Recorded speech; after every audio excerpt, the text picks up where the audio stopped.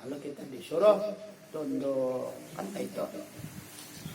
Mana tunduk? Tunduk kepada yang benar. Siapakah orangnya?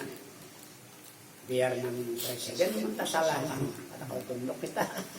Jadi nang kita tunduk akan ini, nang kita tunduk itu adalah yang benar.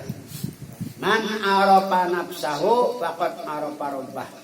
Barang siapa mengenal dirinya, maka yang mengenal akan Tuhannya. Jadi sudah dibahas semalam yang pertama. Diri semalam terbagi dua. Pertama diri rohani, kedua diri jasmani. Jadi orang bahari sukma raga. Sukma itu roh, raga itu diri nang kasar itu nang kasar. Jadi puja Rasulullah anak abul arwah, wa Adam abul basar. Dia mengenal diri. Aku bapak segala roh dan batang tubuh yang kasar adalah bapak Adam. Adam bapaknya. Adam bapak segala batang tubuh yang kasar. Namun batang tubuh yang kasar ini kalau kita rumus berasal daripada api, air, angin, tanah. Nah, kemudian tanah terjadi daripada air, air daripada angin, angin daripada api, api daripada Nur Muhammad juga. Nah, berarti kesimpulannya jumlahnya manusia tadi 4 unsur tadi sekalinya apa? Nur Muhammad jua nang menjadi itu. Roh tadi Nur Muhammad jua. Nah, Nur Muhammad itu roh Nur Muhammad dan tubuh kita nang kasar Nur Muhammad juga wujud Nur Muhammad. Inilah nang kata Rasulullah bahwasanya dijadikan alam Islam makai perantara Nur Muhammad tadi. Jadi bahan bakunya dunia dan isi-isinya termasuk kita bahan bakunya yang diulah adalah Nur Muhammad Sallallahu Alaihi Wasallam.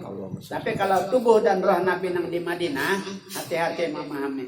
Nang bamakam di Madinah itu bukan daripada Nur Muhammad, itu daripada Nur Zatnya Allah. Jadi ada perbedaan memahami. Jangan umum setiap yang ada di dunia tubuh-tubuh manusia dan bumi dari Nur Muhammad termasuk Nabi tidak mau. Nabi tidak ada hubungannya lawan kita. Nah, jadi Nur Muhammad itu terjadi daripada nurnya Allah atau nur zatnya Allah. Kita dan alam semesta dijadikan daripada Nur Muhammad. Jadi kalau Nabi Muhammad nang bamakam di Madinah itu daripada nur zatnya Allah. Kemudian yang lain pada sini termasuk kita daripada Nur Muhammad. Lalu sebenar-benar Nur Muhammad itu dalam kitab halaman berapa semalam di muka itu adalah sifat kenyataan mujahar sifat Allah Subhanahu wa taala. Nah, lalu nya mengandung ada sifat 7, kudrat, iradat, ilmu, hayat, sama, basar, kalam. Siapa ampunnya? Bukan tubuh yang kasar, adalah roh. Roh itu dari Nur Muhammad. Nur Muhammad itu adalah sifat Allah. Makanya dalam Al-Quran oleh rohe min amri rabbi, katakan oleh Muhammad, roh itu perkaraku atau sifatku atau gawean aku atau kenyataan aku atau pekerjaan aku. Ada kita. Nah, jadi Nur Muhammad itu mujaharnya Allah Subhanahu wa taala. Karena dari ulang Nur Muhammad itu makhluk. Nur Muhammad bukan Tuhan. Nur Muhammad dijadikan kata-kata akan dijadikan alam semesta. Dan antara keduanya dari Nur Muhammad. Kalau kata-kata dijadikan berarti muhaddas, berarti baru, berarti dijadikan bukan Tuhan. Cuma yang manta'aluki kepada Nur Muhammad tadi adalah Allah. Nah, itulah Allah. Cuma rahasia adanya Allah tadi. Nah, nampak adalah sifat Allah. Jadi, lalulah di sini disuruh kita memandang, melihat manusia itu memandang Allah. Melihat pekerjaan manusia, pekerjaan Allah. Demikian diri kita, nama lihat Allah, nama mendengar Allah, nama jalan Allah, nama sembahyang Allah. Bila kita kada sah, berarti kada bisa iman. Apa jumlahnya itu jumlah? Rumusnya kayak apa? Rumusnya kayak apa? Nah, kenapa? Jadi arti kita melihat artinya nang bapender Allah, nang wujud Allah itu artinya kita memandang sifatnya. Lalu nang ada ini kan kudrat iradat Allah. Melihat kudrat iradatnya, wujud kudrat iradatnya. Jadi kudrat iradat Allah itu meliputi innallaha muhitun bil alamin. Allah atau sifat Allah meliputi kepada alam semesta termasuk kita. Apa arti meliputi? Arti meliputi itu seperti Galapung meliputi untuk. Jadi bilangnya untuk berarti galapung pada ada untuk. Nah, karena yang jadi galapung itu sifat daripada galapung tadi. Nah, lalu inilah arti melihat Allah, arti melihat Allah melihat sifatnya. Jadi kalau kita melihat gunung, melihat matahari, di situ saya bikin kita melihat kudrat iradat Allah Subhanahu wa taala luar dan dalam. Nah, jadi wasifati la ghairi min zatihi. Sifat itu ada lain daripada zat aku. Nah, itu arti melihat Allah. Nah, kalau ikan berpendapat melihat Allah Nabi ikum kafir kada mau kayak itu kan. Arti melihat Allah atau melihat sifatnya. Nah, contoh Nabi Musa. Nabi Musa alaihissalam meminta kepada Allah, ya Rabbi, ulun nak melihat sampian. Nah, ujar Allah Ta'ala, hai Musa, kalau ikam nak melihat aku, ikam datang ke gunung Tursina. Pandang gunung itu nak. Melihat aku ikam. Nah, jadi maksudnya apa? Ini kada paham sampai hari kiamat, kada paham dia bisa menender. Melihat Allah, kayak apa pahamnya melihat Allah? Biar kita melihat gunung toh paham arti melihat Allah tentang apa artinya itu. Nah, jadi Nabi Musa kan sudah belajar ilmu ma'rifat, Allah mengajarkan Jibril dan ditambah oleh Nabi Khidir waktu itu. Masih memandang. Ingat di hadis segala siden wasifati la ghairi min zati, sifat kepada lain pada zatku. Jadi sidin melihat gunung tadi adalah saikungan kudrat iradat Allah. Itulah kudrat Allah. Karena kekuasaan kehendaknya kun terjadilah. Jadi kita ini liput atau saikungan kudrat iradatnya, itu artinya melihat Allah. Nah, lalu aja Musa, aku melihat Allah. Nah, gunung tadi kudratnya saikungan. Jadi kudrat iradatnya jadi gunung. Pahamlah? Itu artinya melihat Allah. Jadi makanya ujar Nabi, barang siapa katakan melihat Allah dalam dunia, di akhirat sasat. Sasatnya ke mana? Ke neraka. Jadi orang yang masuk surga itu orang yang melihat Allah di dunia dahulu. Menyak ada melihat, ada harapan ke surga. Artinya apa? Melihat dengan kudrat iradatnya. Biar datang ke sini, ini kenyataan kehendak kekuasaan Allah atau takdir. Ya juga. Takdir itu di dalamnya kudrat iradat. Sifat itu sudah kada lain pada aku aja Tuhan, ya sudah. Nah, jadi kita ini dalam dunia tidak ada yang mengatakan kalau melihat zat Allah, ada kata kalau kita. Hanya yang kita melihat dengan sifatnya aja. Tara kecuali kita mati sudah di surga, karena setiap hari Jumat kita dibawa oleh Rasulullah melihat zat Allah dengan mata kepala, dengan mata hati kita.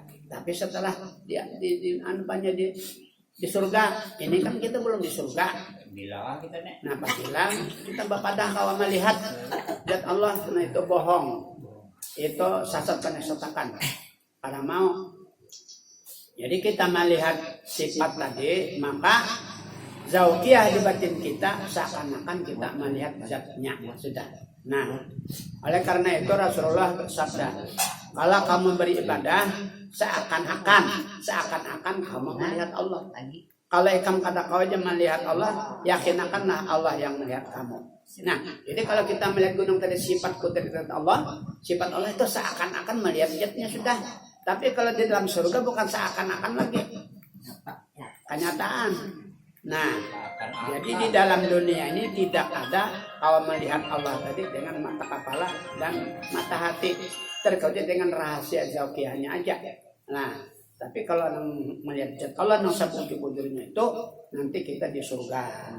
Menurut riwayat setiap hari Jumat kita. Jadi kita melihat Allah dan Allah di dalam surga itu nikmatnya lebih nyaman daripada kita dalam surga. Amin. Indah ampih melihat. Nah, banyak kawan di dunia. Jadi kayak apa jarlah? Kayak apa jar kesannya nikmat melihat Allah nih. Nyaman. Banyak aja dalil-dalilnya.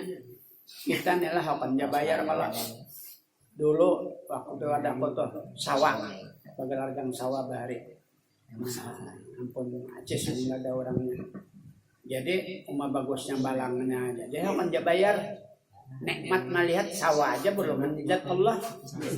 Itu maksudnya nang bagus-bagus kak. Tuhan tuh kan bagus luar biasa orangnya. Anak melihat dia akan dia bayar. Nah itu nikmat dalam mata. Awal berdahulu. Jadi artinya tambos ke perasaan jiwa kita. Nah itu artinya mengenal diri. Nah jadi mohon ini dipahami, diperhatikan betul-betul supaya jangan salah pakai. Amin. Jadi arti melihat Allah itu bukan melihat wujud zatnya itu, melihat sifatnya ya sudah. Jadi 100% yang ada begong ini sifatnya kau begong. Wujud ada terkenal kakartak. Namanya setoreng. Katak balik masalah. Balik masalah. Allah masalah. Ya kayak itu. Nah. Allah katakan balik. Arti membalik ke situ kalau. Nah jadi kita mengenal itu jangan diprotes. Ini banyak aja mengenal diri dahulu aja. Nah itu. Nah jadi amun paham. Jadi ilmu ma'rifat ini yang memberikan paham itu bukan pemimpin atau bukan guru, yang memberi paham Allah Subhanahu wa taala. Jadi Allah ini kan memberikan kepahaman yang dikatakan ilmu laduni. Nah, itu kayak apa caranya? Pertama dulu memperhatikan gitu adab akhlaknya. Kemudian kan memperhatikan atau seorang anak jadi guru juga sama. Saya harap seorang pada guru segini ya Tuhan tutup. Nah, jadi kita menerima ilmu yang disampaikan pimpinan. Jadi istilah tasawuf ini kan pimpinan ya guru boleh jual lah. Nah kenapa jadi kata kawa artinya yang mendapatkan karena menyampaikan aja. Nah kata mengarasi dapat lain ilmu syariat paksa mengarasi dapat muha 3 kali coba bilangnya 2 kali salah harus sampai dapat 3 kali. Di mana ngarang muha, di mana membasuh. Baudo itu kan wajib syariatnya. Atas lebar tingginya dari atas ke bawah di mana, lebarnya pulang dari lebar kiri kanan di mana. Mungkar tahu kada sah wudunya. Nah itu dikerasi dapat, tapi kalau tasawuf kada kau dikerasi dapat karena zaukiyah. Nah cuma syaratnya pertama kita belajar tunduk dengan yang melajari dan kita pasti akan merasa di bawah pada yang melajari. Bila merasa di atas Tuhan tutup. Nah, kemudian pulang jangan berpender akhlak di hadapan guru yang menyampaikan. Sakata pun pada boleh. Namun hendak bertakon berpender setelah beliau habis itu akhlak ilmu ma'rifat. Nah, bila ini kita pakai, insya Allah Allah akan memberikan dunia kita. Nah, kalau memender bisa, memender berataan orang. Ini pahaman nang iya.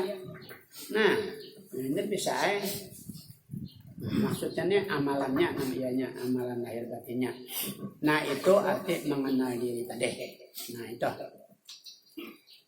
Dan artinya pula nang mengenal diri itu tadi ada 3. Pertama ya nang kayak tadi, nang kedua mematiakan diri.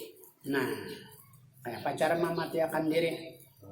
Apa dalilnya? Ujar Rasulullah mutu qabla antamu. Matikanlah diri kamu sebelum kamu mati. Bukan mati kata behinak di sini. Mati dalam pengertian pemahaman. Jadi kita ada bisi mata Allah. Kita kada bisa lihat dilihatkan Allah. Berarti mati kita menurut itu pahamannya. Bisi mata kada melihat. Bang kenapa melihat dilihatkan? Berarti mata mati. Jadi artinya apa? Bisi mata kada melihat, bisi teling kada mendengar, bisi batis kada kabalingkang, bisi tangan kada belimbai, bisi muntung kada kabapender. Lihat orang mati. Kada bawa-bawa batisnya. Muntungnya sampurna, talingnya sampurna, matanya pun sampurna, hitam putihnya pun sampurna kada hilang. Kenapa kada melihat? Sekarang sama. Nah, itu mati sih. Sekarang pun mati juga kita. Bisi mata kada melihat, bisi tangan kada mendengar, wala qadirun, wala muridun, wala alimun, wala hayun, wala sami'un. Nah, wala basurun, wala mutakallimun. Artinya tiada hamba nang melihat, nang mendengar dalam segala sifat tujuh tadi kecuali takdir, kodrat, kehendak atau kekuasaan Allah Subhanahu wa taala. Tenang berlaku bukan kita. Berarti mati kita nih. Nah disinilah merasuk hadis Nabi la haula wala quwata illa billahil aliyil azim.